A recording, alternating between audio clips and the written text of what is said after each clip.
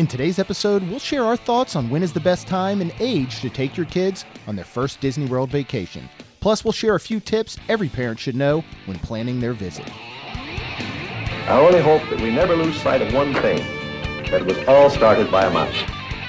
You are listening to the Main Street Magic Podcast with your hosts, Jeremy Stein and John Marone. Hello and welcome to another episode of Main Street Magic. I am your host, Jeremy Stein, and today I'm being joined by my lovely wife, Rhonda. Hi, guys. In today's episode, we'll share our thoughts on when is the best time and age to take your kids on their first Disney World vacation. We'll also share a few tips every parent should know when planning their Disney World visit. Make sure you check us out on the web at mainstmagic.com and like us on Facebook and follow us on Twitter at mainstmagic. So today's topic actually comes from a question we had on Facebook a few weeks back, and it stemmed off of when is the best time to not only take your children to Disney, but the main question was, how do you tell them that they're going to Disney, or there may be some fun ways to kind of surprise them. So we're going to start off with that, and then we'll get into just some tips and advice that we would like to share that may help your visit with kids run a little bit smoother. So first, let's talk about age. And for us, both of our daughters, Kaylin and Lacey, we took them for the first time when they were 18 months. And I think for me, I thought that it was going to be way too young. And it turned out that it was amazing. But I think really there's two times you take your kid for the first time. And I think the first time you take them is something like when they're 18 months old. Kaylin got a ton of enjoyment out of seeing Mickey Mouse, out of the shows. We camped at Fort Wilderness, so she really enjoyed that. But she doesn't remember any of it.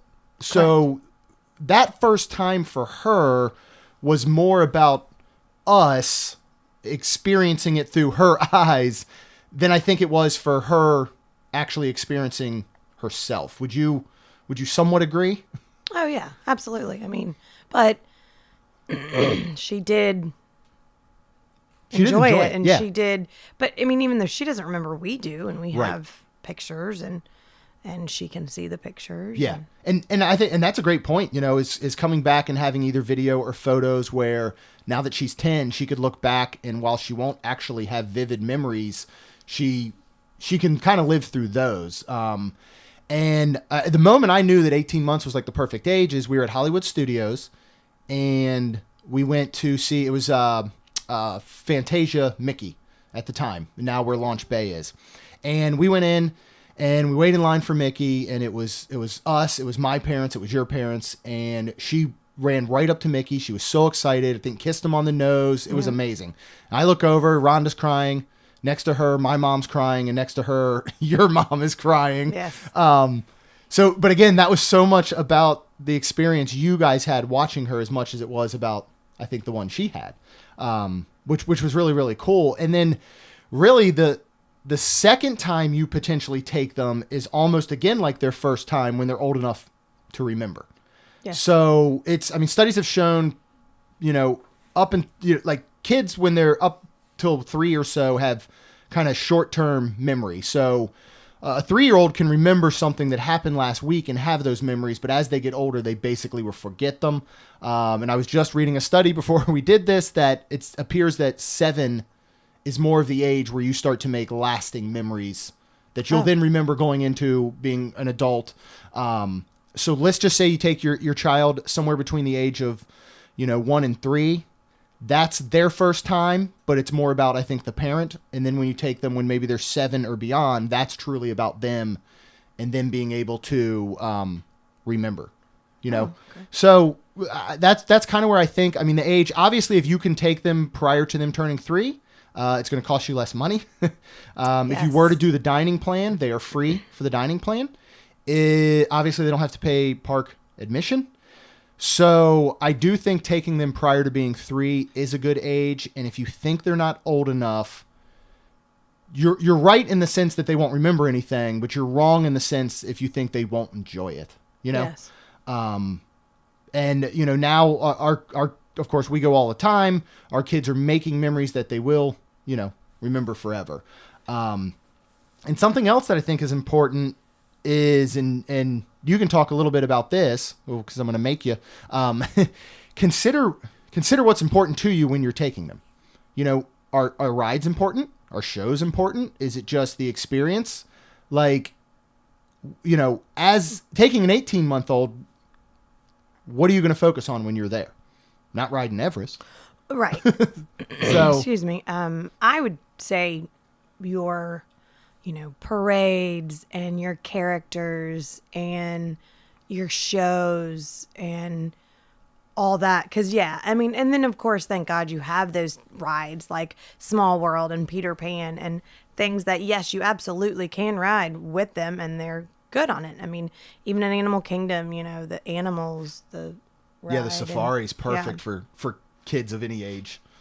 And I do now, you know, a lot of times we will see infants in the park, and those, a lot of times you'll see them, they have older children. Yes. So they're going for the older child, and of course they're bringing their infant. And sometimes you will see families that have an infant only, and it's very possible that they had that planned prior to knowing they would have an infant with them. But I do think that's one that you want to just, you know, keep aware as well, and make sure that they're not going to potentially, this is going to sound so bad, but they're not going to hinder your time because you have an infant, you know? Right. So that's where I think when they are a little bit more mobile, when they probably, I mean, for me, if anybody came up and said, when's the first time I should take my kid to Disney, and they had full control of planning and their times that they could go, I would, after we did it, I would say 18 months. I thought 18 months was absolutely perfect. Both of the kids at that age could get around. Both of them had watched Mickey Mouse Clubhouse. They were familiar with characters. They could enjoy parades. So I think that was about the perfect time, don't you? Yes. Yes, absolutely. So next, and this is all going to come with age, is how do you tell your kids you're going to Disney? You know, because I think the planning, the leading up to it, the countdowns, having them be excited is part of the vacation. Oh yeah, absolutely. And I think there's numerous of ways you can tell them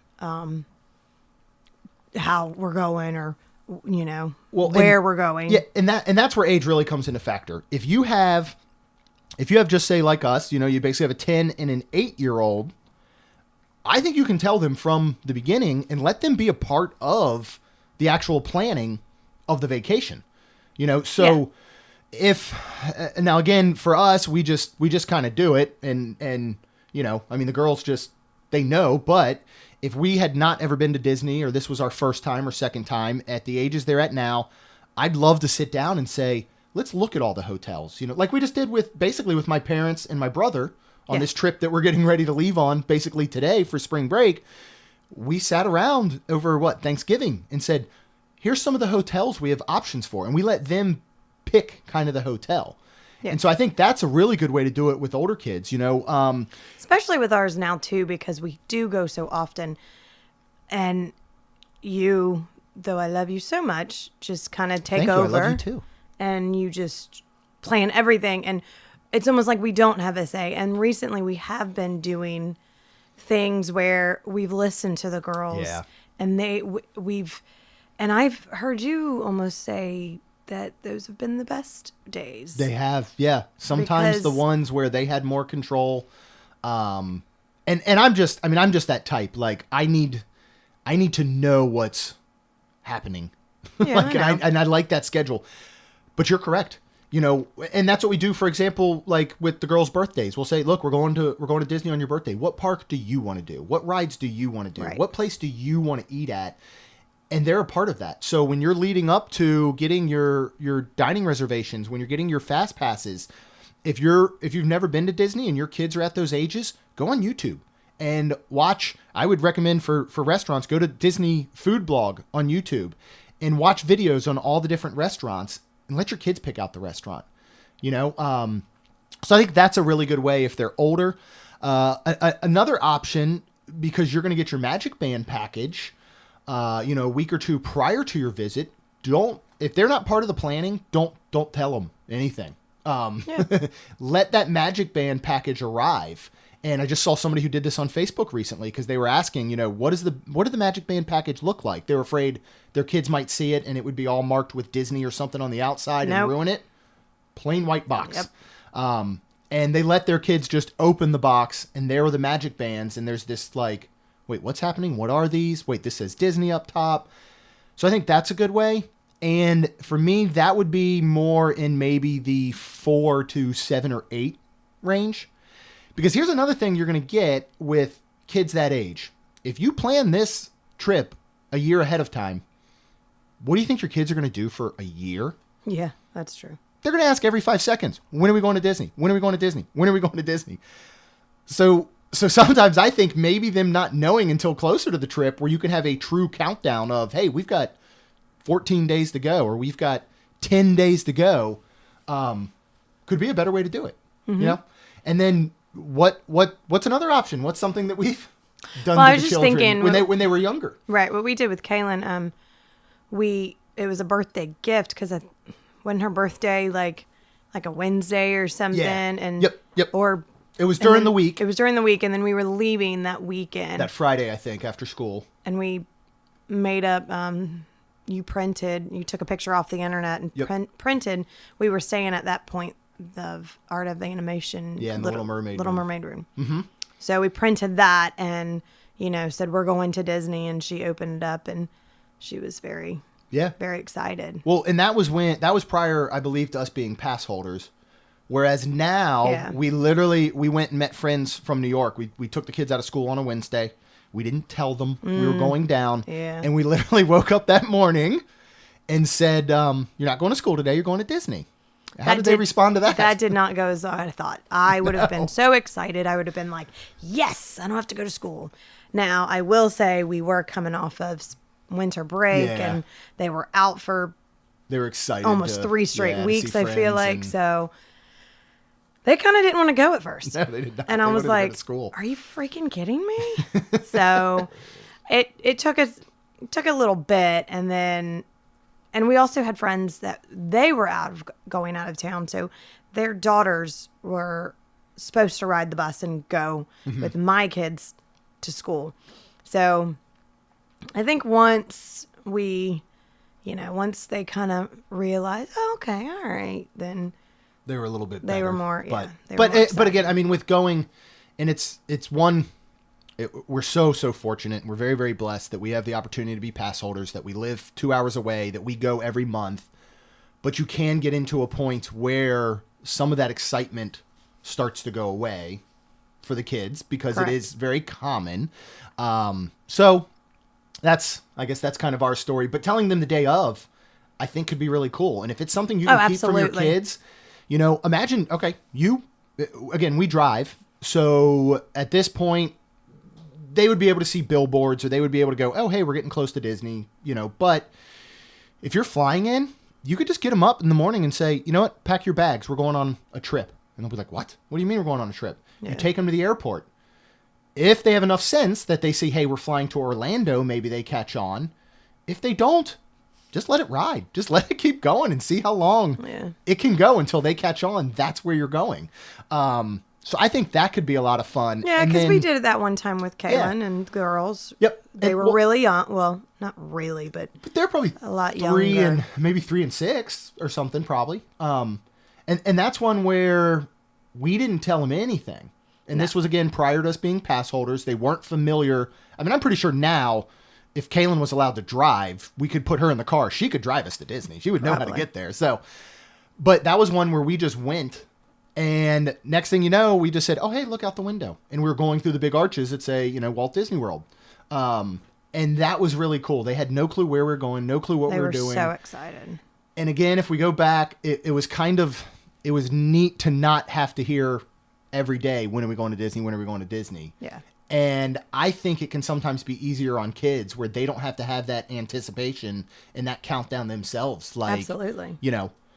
When are we going? I can't wait, because your kids can often overlook something else that's going on, and if you have other things around your family, around your friends, around school, you can keep them a little more present in that moment as opposed to them just spending a month thinking about nothing but Disney. Because the other thing that's going to happen when you spend all your time counting down to Disney and you go for a week, it's going to be over like that. Mm-hmm. And I think more if you're able to spring it on them in a sense, the trip, I think they can enjoy the actual trip more because there wasn't so much anticipation and so much expectation leading up to it. And then you might have a better time and not have all these high expectations and then maybe possibly be let down. Right.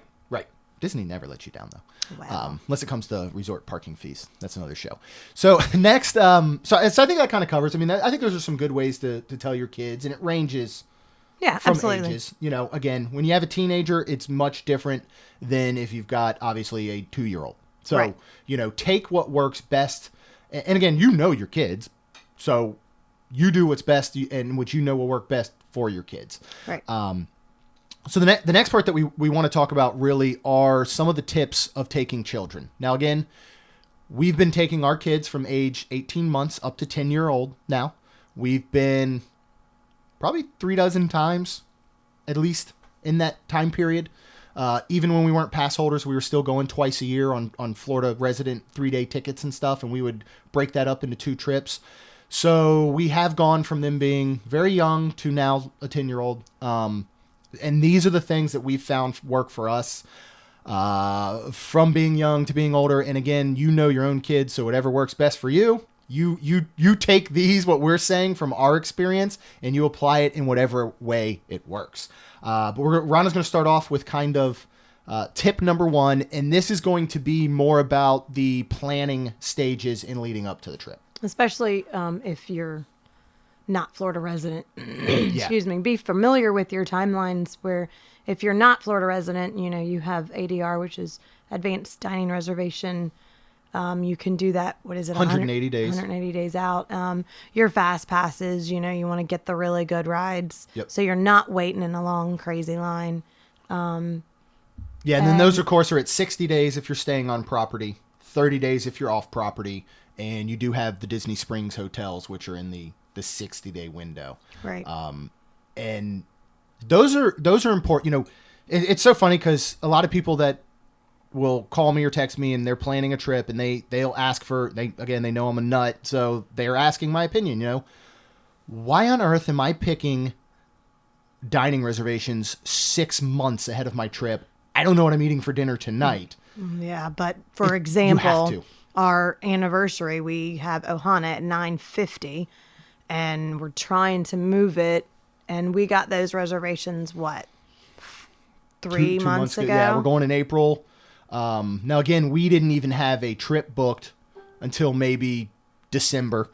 But still, we really, you gotta, right away. You got to get them. You got to get them. At 180 days, yeah. Yep. You got to be on and you have to get them. And have my Disney Experience app for sure. Because that has everything in it. Yeah. Play around, look in there. And fast passes are the same thing because, again, don't, and we'll get into this a little bit later. You know, you want to be able to be flexible, but you have to plan your trip.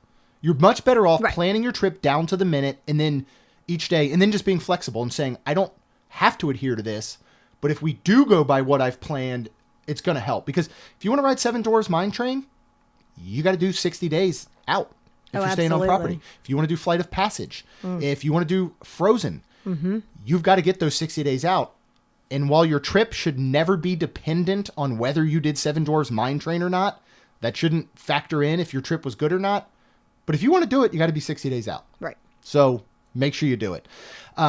Something else we found is even as your children get older, and if you were at home and maybe you were going to the mall, they could be at an age where you no longer use a stroller. Yes. Disney's different. You may find that having an umbrella stroller, even when your kids might be a little bit older, is necessary in a park because you could be at a park for 10 hours. Yes. And that is a lot on a kid. Or you're going to be carrying your child. Exactly. I mean, there's, you know, an umbrella stroller is perfect for at that point. You don't need something big. You don't need something major. But when they need a break, it's perfect to put them in there.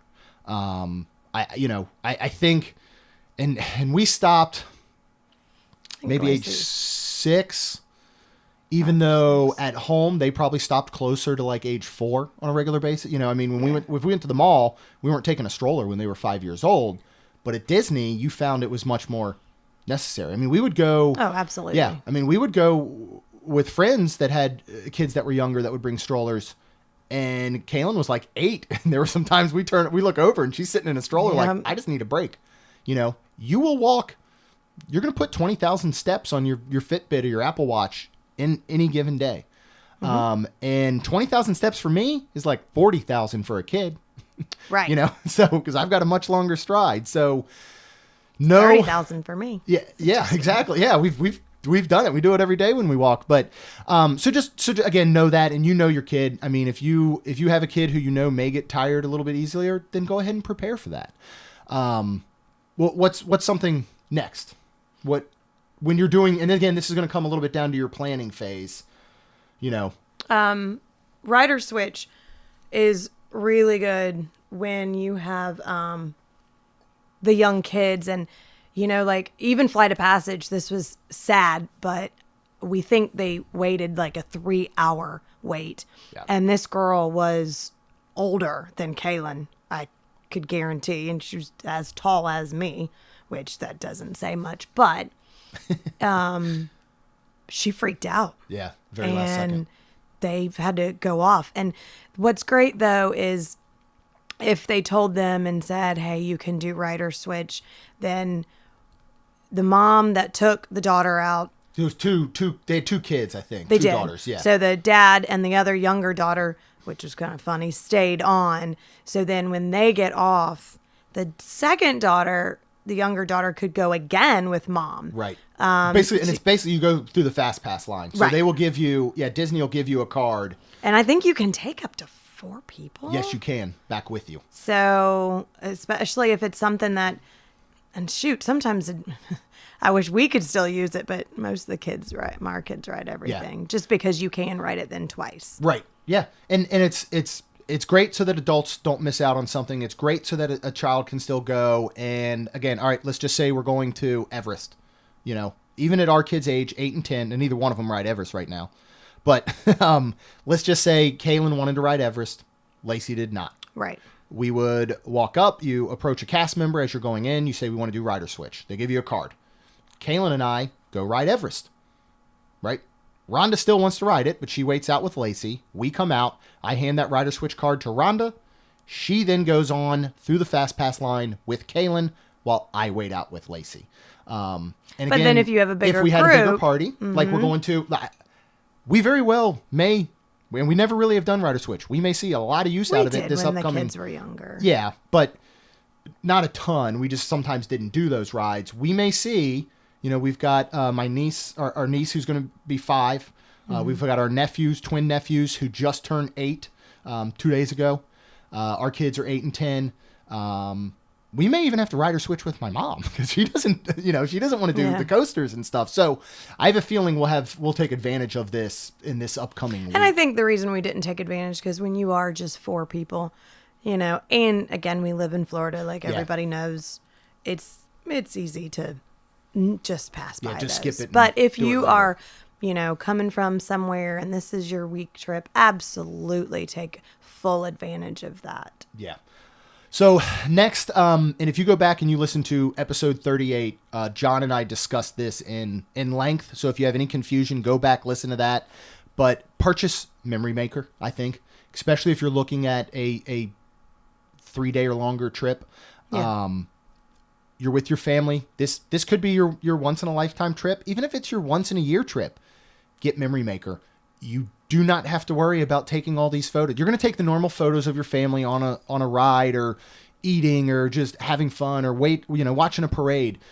But you're going to get those lasting professional photos with the PhotoPass, cast member. Yes. If you get Memory Maker. Yeah.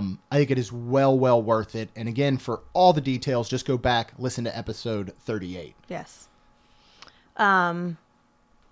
Next tip I think would be which is kind of funny for me, is take them out of school. Don't be afraid to.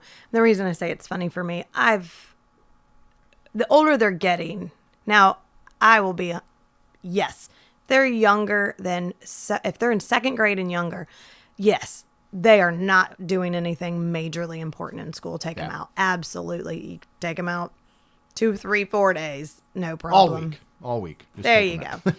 But I know for me, with my kids being older, I get fearful of taking them out. But I have a dear friend that is a school teacher, and she's like, it's fine. So I'm really trying to get on board with that. So, but yeah, take them out of school. And they like that. And you're right. One is they love it. They're missing school. 2, during the week has a lot better opportunity for it to not be as crowded, for you to get more done, especially if there's not a holiday or a spring break. You know, every 3-day weekend at Disney is going to be slammed. Spring breaks are going to be slammed. Winter breaks are going to be slammed. If you're thinking that, you know what, we have 3 days in April that we can take our kids out on Monday, Tuesday, Wednesday, and go down to Disney, maybe from just say even Saturday to Wednesday, you're going to find it being much less crowded. So that's a lot of where that comes from, and the reason that when you're planning, it's okay to take them out. Something else that you want to do is make sure you pack a park bag. And with kids, I don't care what age they are, have wipes. Yes, because I've learned that recently. Antibacterial wipes. Yes, and sanitizer. They're going to touch everything. You know, yes. Even our 10-year-old, who we think is very intelligent, will run her hand the entire length of a pole, like the handrail. Mm-hmm. And next thing you know, you look over and she got like her hand in her mouth or something. And Rhonda's in the corner gagging. So make sure you have wipes. Kids are going to get messy. You know, they're even they're for touch us. Stuff. We've actually used them ourselves. Yeah. Yep. They're outstanding. You can buy the small packs of them, that like almost their own little dispenser, and they'll stay wet in there and close up. Snacks. Make sure you pack snacks. Yes. So then you're not buying and spending as much money because kids want snacks. There's zero reason to buy Mickey, the tiny pretzels that are shaped like Mickey heads. They're regular pretzels. They're going to cost you like $9.99. Go ahead and pack something like that. Unless you're on the dining plan. Right, and you have those snack credits. But even those, you can save those credits then for a Mickey bar or a Mickey pretzel or 100 other items that are shaped like Mickey. Like, right, so, but have those things. Yeah. And, for our kids, sometimes it's easier just to know that, hey, we're just going to give them snacks and they're going to eat a smaller meal, because that is a great money-saving tip. And then they split lunch or they split dinner. Have drinks. You can go to any quick service and you can get a water. You can get ice water you can for get free. Ice too. And you can get ice, yeah. So we've packed cans of soda in our park bag. We go up to a quick service, say, all I want is a cup of ice. They give you the cup of ice, pour the soda in. You've just saved yourself like $3 right there. Depending on the month, watch the weather. We're at a time now, especially in Florida, where you can wake up and it's 50 degrees. Later that day, it's 80. And it feels like 90. If you're going to be at a park and you're going to be there when the sun sets, or you're going first thing in the morning, make sure you have jackets or sweatshirts, something like that in your bag. Because even though it might be 80 at 2 in the afternoon while you're watching a parade and you're sweating your butt off, that night when you're waiting for the fireworks, it could be 55 or 60. Correct. And then you're cold or your kids are cold. And of course, make sure you have stuff to charge your phones. We like to take, and we've been using specifically lately, the fuel rod. You can get fuel rods at any of the parks. You can get them at Disney Springs. It's $30. If you buy them in the park, you can get them cheaper prior online, or sometimes even at airports. I think they're $20 or $25, but you buy a fuel rod, $30 first time. It's going to give your phone probably half to 3/4 of a charge. But when that battery runs out in the fuel rod, you go back to a station and you swap it out. It gives you a brand new, fully charged one. That's actually fun for the kids. Oh, the kids love to do it. So that's good. We also have another battery pack we ordered from Amazon that you can charge 2 phones at a time. They will give full charges and they will do it repeatedly. You just need to make sure at night when you're back in the room, you're recharging the charger. Yes. And that gives you the ability to still move about the park. Because, there are places where you can plug in. Few and far between. But, that's why a portable charger is so important. Absolutely. Again, let's be honest. You find a plug. Well, then you got to sit there for 30, 45 minutes while your phone charges. So you potentially are missing out on your time. Correct. And there's two main reasons your phone should stay charged. It's not so you're checking Twitter or you're looking on Facebook all day, not being with your family, which I never, ever do. Or not so you're working. It's literally so you have access to my Disney Experience app. And so you can take those photos, with the way phones are now, majority of people are taking all of their photos in a park with their phone as opposed to having to bring a big bulky camera. So you want to make sure it stays charged. So next, every single park has this, and I don't think a lot of people know about these centers. The baby center? Yeah. There's sunscreen, diapers. Place to feed. Okay. I did not know. They are located in every park, and the services are air quote free, but you can go, you can get free sunscreen for your kids. Now that if you back don't, to the park bag, make sure there's sunscreen yes. in your park bag. Make sure you apply it repeatedly throughout the day. Yes. But yeah, anytime you're there, January, you'll get burnt. Yep. And we're talking 15 minutes. Yes. So even if you think, I'm just going to a park in the morning, we got Park Hopper, we're going to get there at rope drop and we're only going to stay till lunch. You want to make sure you have sunscreen on. But the baby centers, if you forget it, you can get free sunscreen at the baby center. We have bought sunscreen at Disney before. And it is costly. Expensive. We bought it at Animal Kingdom that time. I think it was our anniversary last year. $13.99. Yeah, we were for what you would pay $6.99 for at your CVS or grocery store or whatever. So definitely take use of the baby center and for any of those extra things you may need or you've run out of. Or if your baby just needs to rest, that's a good place. You can get some quiet. You can get some AC. If you need to feed them or anything. Another one that is really, really important. Disney gets very crowded. There are lots of people there.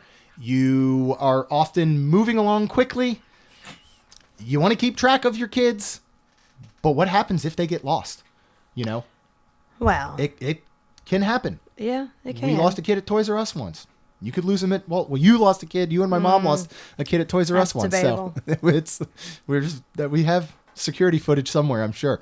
But one thing now, if you're for example, Kaylin knows your phone number by heart, right? But so I mean, that's important. First of all, they age. they go to a cast member and teach your kids that in Disney. I mean, that is really good. That you don't have to be afraid. Those are not people that you steer away from. Yeah.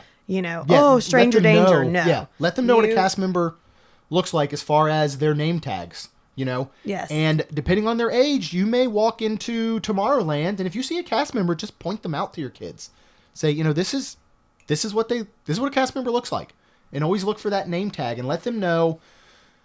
Yes, a majority of people, I'm sure, at Disney are extremely nice and they would want to be extremely helpful, but tell your children, go to a cast member. Don't just go to somebody watching a parade and say you're lost.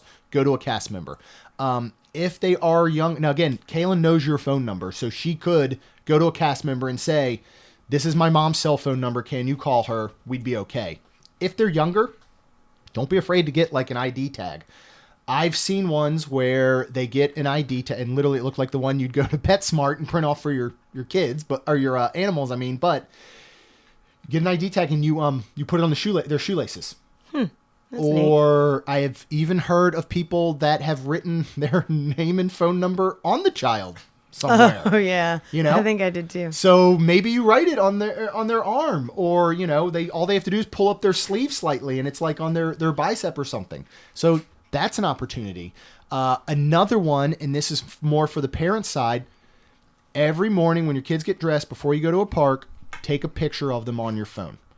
So that if you realize your child is missing, you can go to a cast member and say, here's a picture of my child today. Right. This is what they're wearing. Because you've been at Disney for a week and you're on day 6, you're not going to remember the heck your child's wearing that day, possibly. So you have that opportunity to say, here's what they look like. Because when they call and they put out the code, I can't remember what it is. It's a yellow or something. I don't remember what it is. But when they put out that code to other cast members over the headsets, for them to be able to say, here is a child. They are wearing blue shorts and a Ariel t-shirt. It's a tank top. It's this. You're going to have so much more of an opportunity of being reconnected real quick. But just know that, they could get separated from you. These are going to help you quickly be reunited. And I got to be honest, if I was ever going to lose a kid, I'd want it to be at Walt Disney World. Yes. I mean, if I'm being because I have completely heard honest. that Yeah. the cast members are quite amazing. They calm them down. Yep. I think they'll give them a balloon. They'll give them a Mickey bar. They'll do whatever it takes. Yeah, they. So if you want free Mickey bars, just lose your kid on purpose. No, don't do that. Don't do that. Do not listen to what I say. Something else I think that's really good, and again, we're such Disney nuts and addicts, so we see everything. But what's something else that gets your kids? I think in the planning stages leading up to the trip, gets them excited about Disney. Well, Kaylin has watched Mickey Clubhouse, Disney Junior, since she was born, pretty much. Yeah. So, things like that. Like, that's why I think when she was 18 months old and ran up to Mickey, because she's watched him for so long and saw him. And she's like, I mean, and that's why I cried, like, she sees this character, she sees this thing on TV, and all of a sudden she's like, holy crap, he's real. Yeah. And that's where you just, I mean, that's just like, you or I, we watch a person on TV and you see him in real life. You run into Karen Brar and Miranda May at Animal Kingdom riding Everest. Anyways, I was like, they're they're real. Yes, it is. It is amazing. So things like that, watch, if depending on their age. And Disney does have Disney Junior, Disney XD, and just a plain Disney. Yeah. Because, I told the kids to start watching that. They were watching Nickelodeon or something. And I was like, is that appropriate? And I was like, go back to watching Disney. Because it's all appropriate on Disney. And they teach you lessons. And it's great. Yeah. So. And it's just gonna make that connection even more. If your kids have never seen The Little Mermaid, they're still going to enjoy Riding Under the Sea. They're still going to enjoy The Little Mermaid show at Hollywood Studios, but the connection is so much greater if they've seen the movie and they're familiar with the characters. It's so funny because we did all the Star Wars, we did Star Tours for a long time, and we enjoyed it. Then we finally sat down and watched all the movies, and then we went back to Star Tours, and was it not like 100 times better? Absolutely. Because all of a sudden it was like, I remember that scene from the movie. I remember this character that maybe I didn't really know before. Right. So I think watching those things is nice. Something else, and this is going to go back kind of to making sure you have the stroller and things like that. Take breaks. Magic Kingdom may be open on any given day from 9 a.m. to midnight. Don't go to Magic Kingdom from 9 a.m. to midnight. Take a break. Go back to your hotel. Relax. Mm-hmm. If you have children that are very specific about napping, make sure that you can head back to the hotel and just let them nap in a bed where they're going to be well rested. And again, this all depends on your kid. For our kids from day one, we made them nap in the stroller. We basically didn't let them determine our schedule. Yes. We determined theirs. So we have always been the type of parents where friends said, hey, come over on a Saturday afternoon. And we had, the kids were really young. We grabbed a pack and play and we took it and we let them nap in a spare bedroom in the pack and play. We didn't say, well, our kid naps at 2 to 4, so we can't come over till after. But again, that's us. Right. If you are on a schedule where your child needs to be in a bed that is, with their blanket and stuffed animal or something specific at 2 p.m. every day, work that into your schedule. And that's not just for kids. That's for adults. We're getting ready to go on this trip. About a year or so ago, my dad went through a year of several full knee replacements, had a lot of issues. He's not moving as fast as he used to. So something we even need to be aware of him is that we're going to need to take a break in the middle of the day. And I'm trying to work that into our schedule. And your mom will need a break too. So. Oh, yeah. Well, and this is, when we do our trip review after this trip, and this is one of the reasons we wanted to do this episode now. And when this comes out, we will be day 2 basically on our trip. So we will speak on some of these things because, as I mentioned, our 5-year-old niece has never been to Disney. Yeah, that'll be fun. I'm excited. But we don't know how long she can go per day. How what is it going to look like for her? When is she going to need a break? We don't know. Right. I mean, the boys too. They've been to Disney with us 4 years ago. They're much, much younger, so that'll be interesting. And a break could be that you decide, at 2 p.m. is the perfect time to see Frozen sing along at Hollywood Studios because it's a half-hour show. You're sitting in a comfortable seat in the air conditioning. That might be a break. That might just be, be just what you need. Or lunch or dinner. Any of those things can be a break. But if you have an opportunity to work in 2 to 3 hours to get back to your hotel, take into account Disney transportation if you're using it. Right. I think getting back to the hotel, maybe sitting by the pool, taking a nap, just relaxing, really, really good way to go. The next one, and this is something that I just did yesterday. There's another great way to save a lot of money when going to Disney. Buy souvenirs ahead of time. Yes. Buy things that your kid's going to go, I want that. And instead of spending lots and lots of money, you can already have it. Yeah. Especially clothing. Yep. If when was that we went, and remember we were at the Emporium at Magic Kingdom, and we saw that family in front of us. They had to have spent $1,000. Oh, they bought Disney so clothes. much clothes. I was like confused. And it wasn't like it was anything special from what we could see. It was stuff, they were it was pretty standard clothing. It wasn't like, 2018 or, Wishes is going away and they're replacing it with Happily Ever After. We want this special clothing.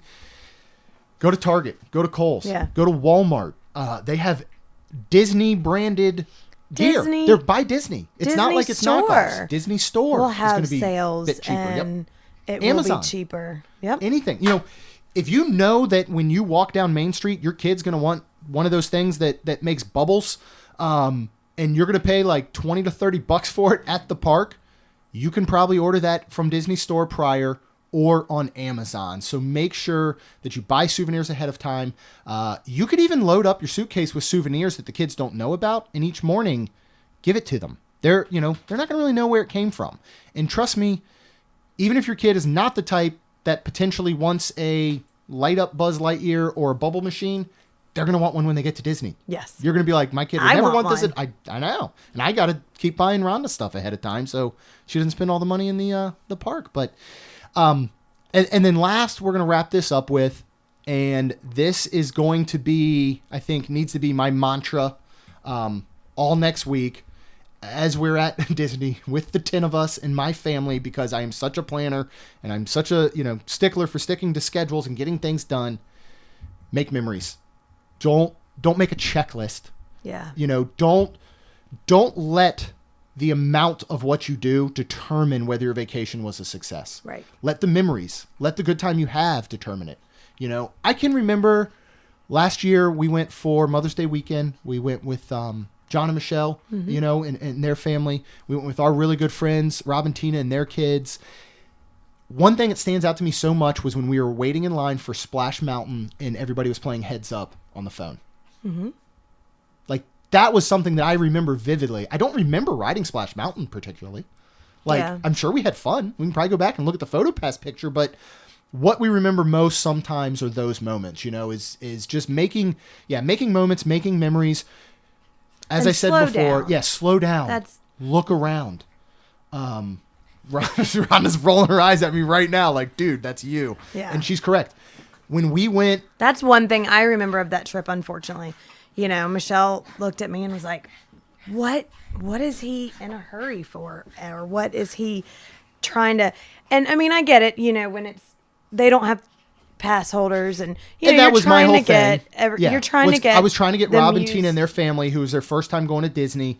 Again, it's not cheap to go to Disney. I wanted to make sure they got the most out of it. I went about it completely the wrong way. I can admit that, because I was so much about making sure we did everything, right, as opposed to slowing down and enjoying it. But it's so funny because when we go back, and I went to Disney several times as a kid, what I remember, like, your dad we always did the laughed. same thing. All we ever saw the entire trip was the back of my dad. Right. Because he was always in front of us, speed walking to get to the next thing, and that's where I get it from. Right. But again, if you hear anything in the background, our two dogs are just going nuts in here. So Rhonda's trying to wrangle them outside. But so that, as always, Taco is making another guest appearance. But so really just take the time. And there's so much to see. Take the time and look at the details. Point things out to your kids that maybe they might not notice. you're going to wait in some lines. And I should say it's okay to wait in lines because some of them make a game out of it. A lot of them do now. Like, Mine Train, they have interactive cues. So, and I'm sure they'll be doing more of that because there are wait times that you get bored. Yeah. And it is neat to go around and see how people are passing that time. Yeah. Or, again, we've been going for 2 years consecutively every single month. And this last trip was the first time we ever did Sorcerers of the Magic Kingdom at Magic Kingdom. And we never really did it before because we were always moving through the park really quickly to get to the next thing. Now, with all that said, make sure you get a Flight of Passage Fast Pass. Make sure you get a Frozen Fast Pass. Make sure you get a Seven Dwarfs Mine Train Fast Pass. Well, you should expect to wait in lines. Those are 2 to 3 hour long lines. You should avoid if you can. But anything else you want to add? I'm excited. I'm getting more and more excited about this trip as I think I get more and more aware of this is going to be about these 5 cousins, our girls and niece and nephews being together. And we're going to be there twice a year. all week. We're going to be there for 5 days. So, we have the time to really enjoy it. Yes.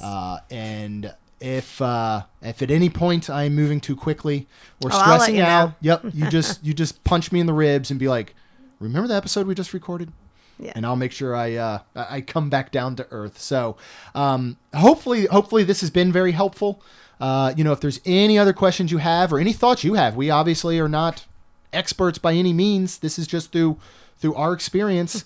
Hit us up on Facebook, hit us up on Twitter. Let us know what works for you. Let us know what tips you have. But as always, thank you so much for listening. And if you can, go out to iTunes and subscribe if you don't already. And make sure you leave us a rating and review. And if I sound like a broken record, the reason we want that is the more you rate our show, the more you leave reviews, positive reviews, we hope, the better chance we have of ranking in iTunes and more people can find the show. Helps us grow, and hopefully we're able to give what we think is good advice to many, many more people who are planning their Walt Disney World vacation. I think that's all we've got for now. We'll see you real soon.